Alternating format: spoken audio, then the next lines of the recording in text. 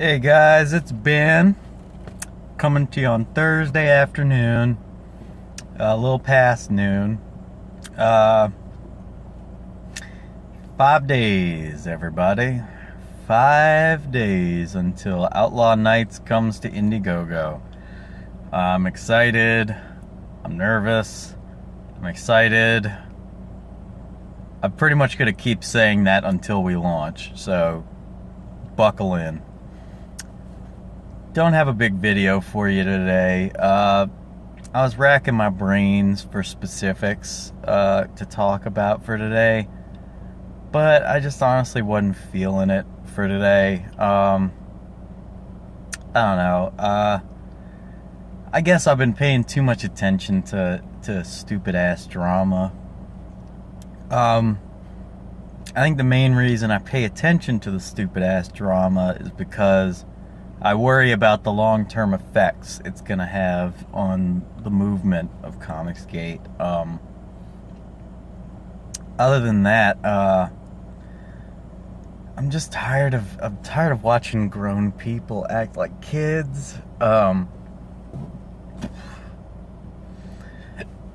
tired of rumor mills. I'm tired of the constant, like, let me purposefully misconstrue what you're saying. I'm tired of it. It's getting, it's so silly. The problem is the SJWs, who essentially will cling to anything, throw whatever at the wall until it sticks. They look at that and they're taking a victory lap. I don't know about you guys, but I'm kind of tired of seeing self-righteous asshole morons, running around the internet acting like they own the place. I'm fucking tired of it. We got to keep creating, guys. We got to focus more on our stuff, on our content, on our projects. Meaning, like, we got, like Outlaw Nights. Outlaw Nights is not related to any of the crap going on with this feuding. Outlaw Nights is just an awesome space adventure story, kind of mirroring a lot of themes of things like Treasure Island and Breaking Bad and what was the other one? I had another one. Well, no, Pirates of the Caribbean was honestly the big jump-off point for that. That's a good topic. Why not talk about that? Yeah, I first conceptualized Outlaw Nights about a little over 10 years ago. This was during the point in my life where I was really into the Pirates of the Caribbean movies. I still am to an extent, but there's, I have a lot of critiques about the way it went.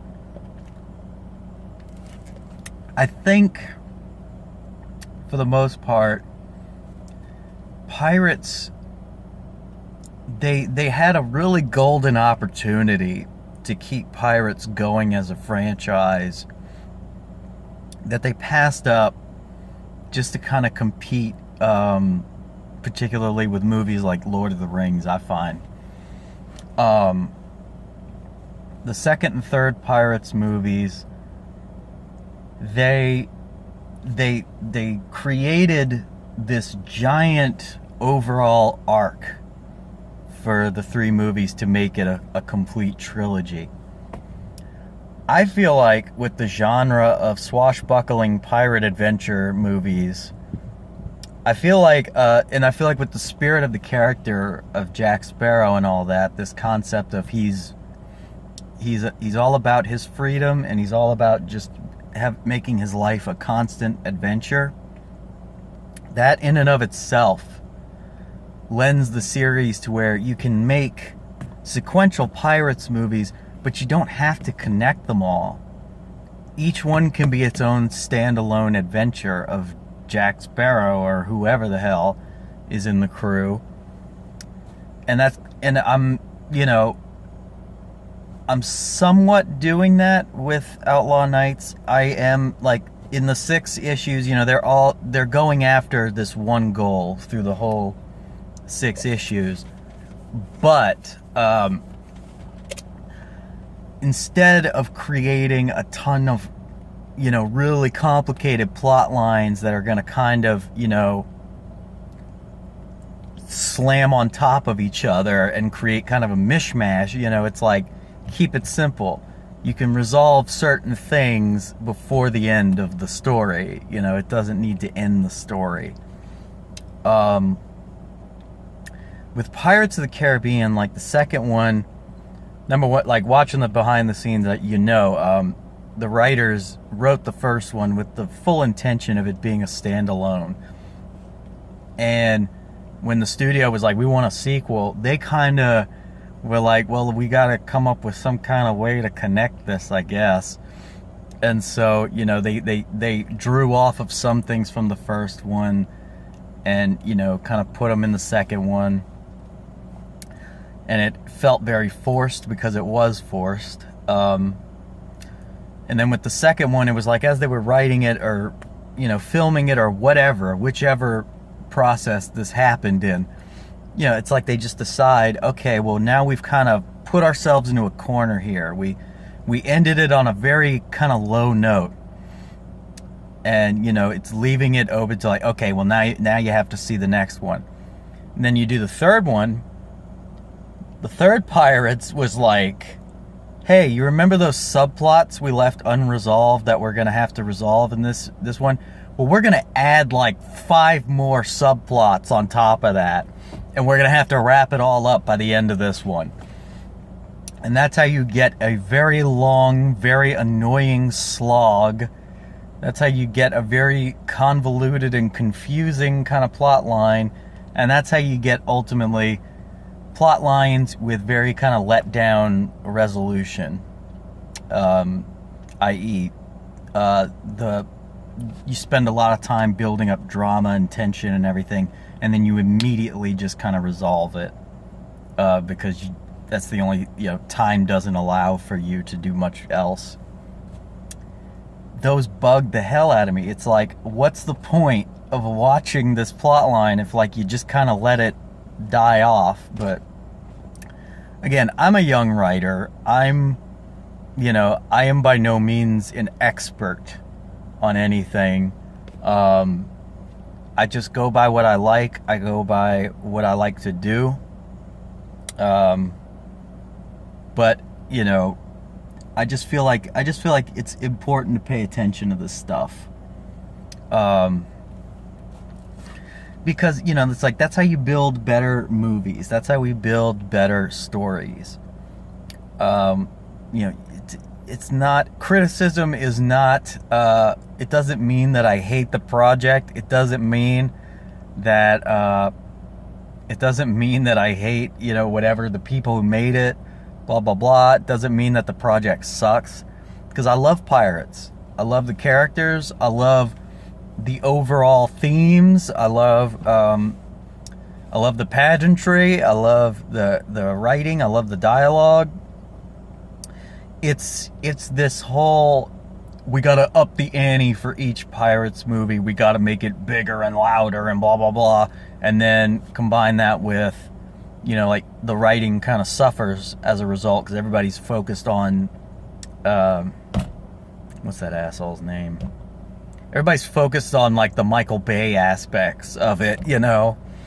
It's like we gotta make it big, make it whatever. Like in the 5th Pirates, could have made that story way more interesting. They spent a lot of time with the huge set pieces and stuff. I remember the scene with the bank robbery, which, number one, I loved the concept of showing a bank robbery in this because it was the first time we got to actually see the pirates commit an act of piracy.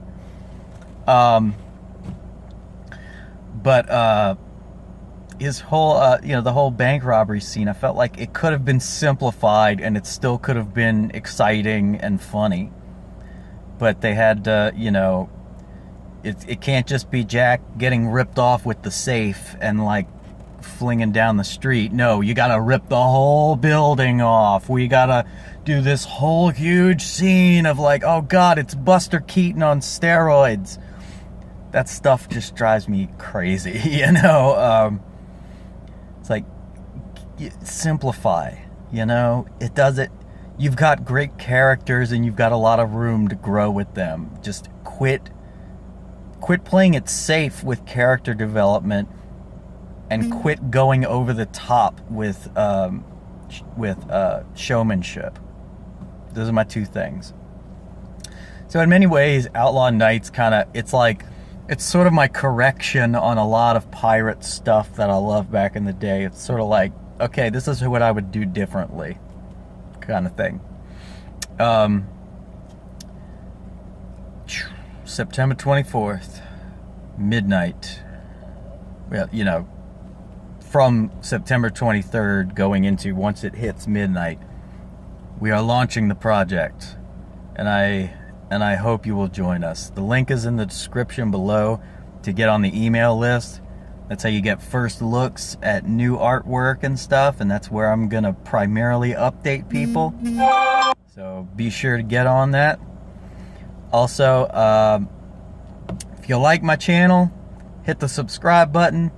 If you like this video, hit the like button. You got any questions, comments, concerns, hell, if you just have a response of any kind, by all means, let me, you know, I love interacting with people watching these videos. I want to know how I can make it better for you.